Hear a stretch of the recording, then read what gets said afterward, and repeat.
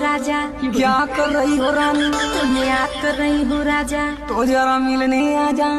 नहीं मेरे राजा, भैया बजा देंगे बाजा। तुमसे मिलने को दिल ये बेकरार है रानी।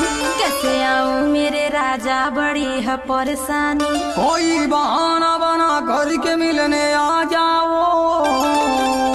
कुछ दिन और राजा सब्र की गोली खाओ। और मेरी जान कहे ना मानो अब न तड़पाओ। मेरे राजा जी ऐसी बातों से न उकसाओ। तुम्हें मेरे प्यार की कोई भी कदर है ही नहीं। तुम्हारे जैसा लवर दुनिया में कोई है ही नहीं। तुम्हें देखे बिना मेरा दिल कहीं नहीं लगता। मेरे दिल में भी तुम्हारा ही टोन है बजता। आज नहीं आओगी